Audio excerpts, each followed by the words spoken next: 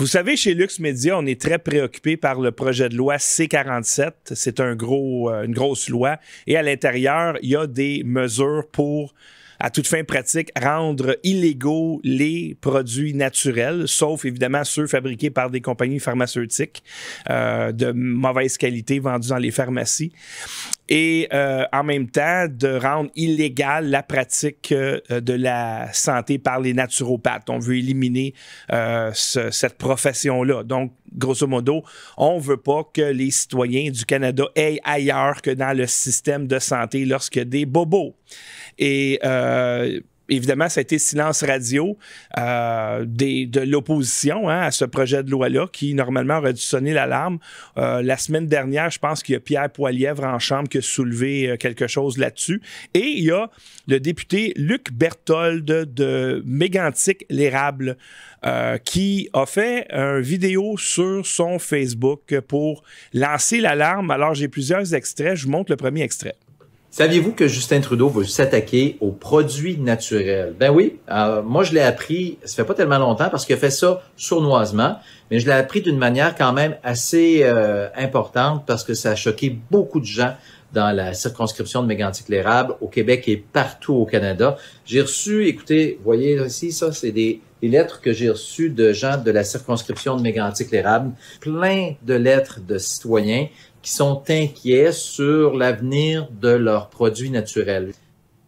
Monsieur Berthold, en passant, a déjà été le ministre fantôme de la Santé du Canada. Donc, ce genre de projet de loi-là ou de disposition, ça devrait l'allumer un peu. Sauf que lui, il a appris ça de ses concitoyens, de ses électeurs. C'est ses électeurs qui lui ont dit « Hey, le gouvernement du Canada, présentement, veut s'attaquer aux produits naturels. » Pourtant, si on regarde ici, la loi C-47, ça a commencé le 28 mars 2023. La première lecture s'est faite le 20 avril.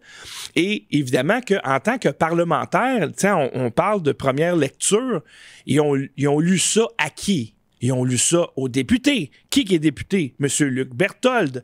Comment se fait-il que c'est vos concitoyens qui vous disent « Hey, en passant, tu sais, là, dans le projet de loi, là, quand vous étiez en chambre, vous en ont parlé, là. » Alors, ça m'ébranle un peu, Monsieur Berthold. Deuxième extrait, maintenant. Ce qui vous fait peur là-dedans, c'est l'impact négatif sur les PME de cette industrie. Ce qu'on craint, nous, comme conservateurs, comme députés conservateurs, qui avons voté contre le projet de loi C-47, c'est que ça va conduire à la fermeture de plusieurs petites et moyennes entreprises qui vivent des produits naturels. Les gens ont le droit. Les gens ont le droit d'acheter des produits naturels. Si c'est leur façon, leur volonté de le faire, ils peuvent le faire. Et on ne comprend pas l'acharnement du gouvernement libéral de s'attaquer aux produits naturels. C'est sûr, M. Berthold, que ça va avoir un impact négatif sur certaines PME au Canada, mais je pense que vous passez à côté du point complètement, là.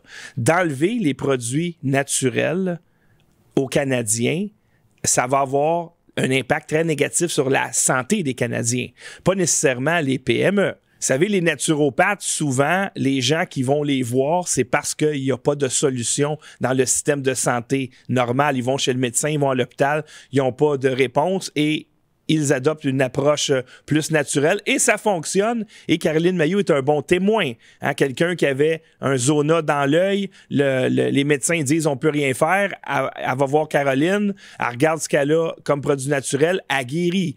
Des gens qui allaient être sur un respirateur, le lendemain, sont top shape. Alors, et même sa mère à Caroline, qui était sur les opioïdes et elle a été sevrée des opioïdes avec des produits naturels. Donc, si on lui enlève ces produits naturels, elle va mourir. Il y a des Canadiens qui vont mourir. Donc, c'est pas juste une question de PME. Et en même temps, vous dites, on ne comprend pas l'acharnement du gouvernement de s'attaquer aux produits naturels. Vous comprenez pas pourquoi le gouvernement du Canada, le gouvernement de Trudeau s'attaque aux produits naturels. Vous comprenez pas. Vous savez pas, avez-vous peut-être, je sais pas, un indice, je sais pas. Comment se fait-il? Regardez, on va regarder un vrai problème ici. Méfaits associés aux opioïdes et aux stimulants au Canada. Qui dit ici, on a enregistré un nombre total de 36 442 décès C'est du monde, ça. Apparemment lié à une intoxication aux opioïdes entre janvier 2016 et décembre 2022. En tout, 7328 décès, apparemment liés à une intoxication aux opioïdes, ont eu lieu en 2022. Seulement, cela correspond à une moyenne de 20 décès par jour des opioïdes. Et qu'est-ce que fait le gouvernement? Il donne des opioïdes aux drogués. In the first half of 2022, 1,095 people died from overdose in the province. On average, that's more than 6 lives lost every single day. And between January 2020 and July 2021, while around 1,800 British Columbians died from COVID, over 3,000, almost double, overdosed on illicit drugs. This time, they were handing out free drugs to anyone who wanted them, including in vending machines. The policy of handing out free drugs is what's known as safe supply. The thinking being to give hard drugs like heroin to addicts so that they don't purchase the same drugs from illegal markets which might be cut with a more dangerous substance like fentanyl. This is meant to reduce the number of overdoses in Vancouver. But has this worked? Is so-called safe supply actually safe? There really is no such thing as safe supply, right? The term safe supply is a marketing term. There is nothing safe about handing out opioids en masse to a population with as few controls as possible. Les réglementations qui existent actuellement pour les produits naturels sont sécuritaires pour les Canadiens. Elles font l'affaire. Les entreprises canadiennes, comme je l'ai dit, sont mises en danger. Je suis en train de regarder quelques notes parce que je veux vraiment pas en oublier. Et le pire, c'est que tout comme la taxe sur le carbone, le gouvernement Trudeau pense que la meilleure façon de faire en sorte de changer les choses, c'est de faire en sorte que tout coûte plus cher. Et c'est le cas avec la nouvelle réglementation qui est introduite sur les produits naturels. Alors, vous dites les produits sont sécuritaires, c'est vrai, parce qu'un produit naturel est de facto sécuritaire. Et vous dites la meilleure façon de changer les choses pour les libéraux, c'est que tout coûte plus cher. Donc, quand il y a un problème, l'objectif, comme par exemple les changements climatiques, c'est de taxer plus. Sauf que je vous pose la question, quel est le problème avec les produits naturels? Quel est le problème? Quel est le problème avec les changements climatiques? Avec le carbone? Quel était le problème avec le COVID? Il n'y avait pas de surmortalité. Si vous avez suivi les commissions du CENC, la Commission d'enquête nationale citoyenne, eh bien, c'était clair que les mesures gouvernementales du gouvernement Trudeau, je vous fais remarquer que vous êtes dans l'opposition, ont causé des morts, ont causé de la détresse. La même chose au Québec, c'est encore pire au Québec. Est-ce que j'ai vu un seul député du Parti conservateur aux audiences du CENC qui se sont faits dans 8 villes canadiennes? Hein, vous êtes combien de députés? J'ai pas vu un seul député conservateur. Alors, vous passez encore une fois à côté de la plaque. Vous dites que l'objectif du gouvernement, c'est de taxer plus. Non, c'est pas de taxer plus. C'est d'enlever l'accès des produits naturels qui sauvent des vies aux Canadiens. Ici, prochain extrait, vous dites que vous allez lutter contre le gouvernement.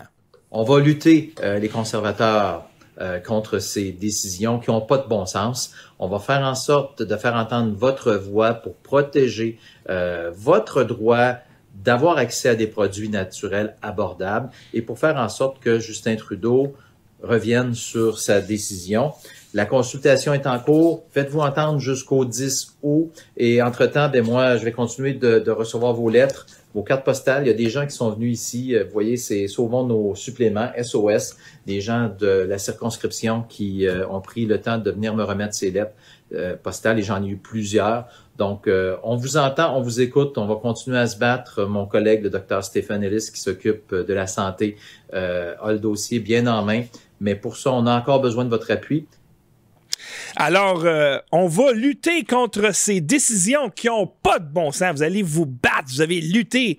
La consultation est en cours. Faites-vous entendre jusqu'au 10 août. Le 10 août, c'est demain.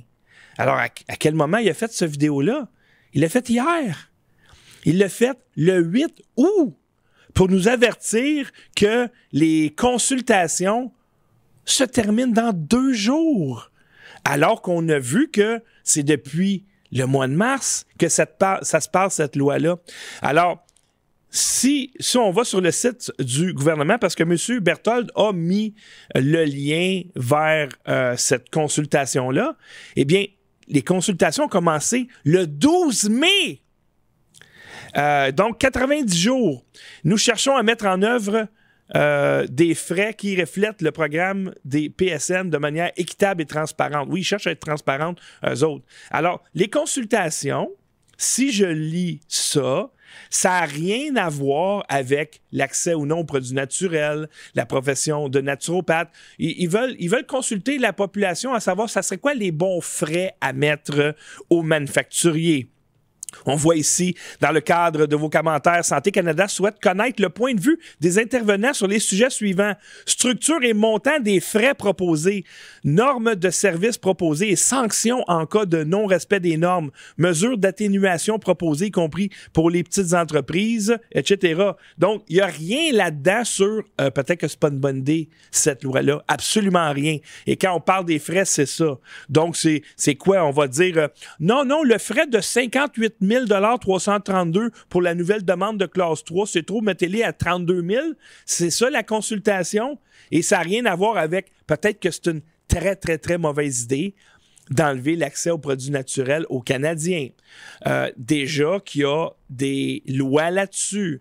Si on voit ici, gouvernement du Canada, utilisation sans danger des produits de santé naturelle, ça date de janvier 2004. Donc, c'est déjà réglementé, ces choses-là.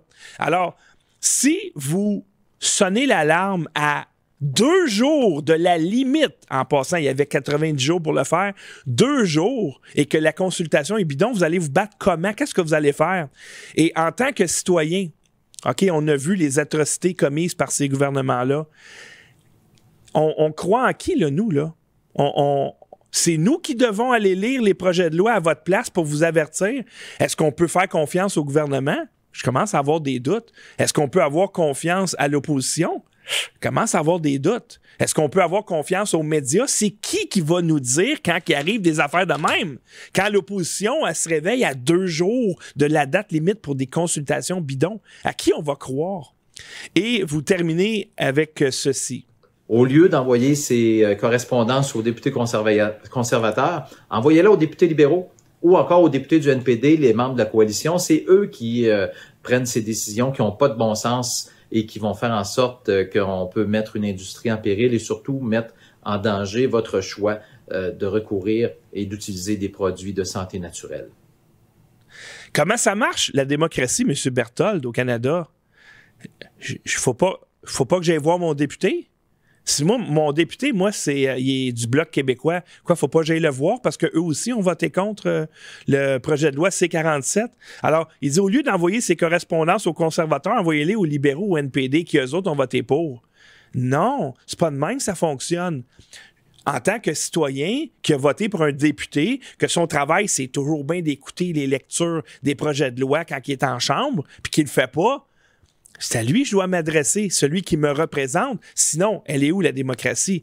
Alors, en conclusion, on ne peut pas compter sur vous autres ben. Ou encore, est-ce qu'on peut compter sur vous? Vous avez nommé quelqu'un là, qui s'occupe de ce dossier-là au sein du Parti conservateur. Évidemment qu'on va l'appeler. J'ai bien hâte de voir si on va être capable d'y parler. Alors, c'est tout ce que j'avais à dire là-dessus aujourd'hui, chers amis. Donc, félicitations d'une part, M. Berthold, au moins d'avoir sonné l'alarme, mais à 2 jours de l'échéance des consultations, c'était assez ordinaire.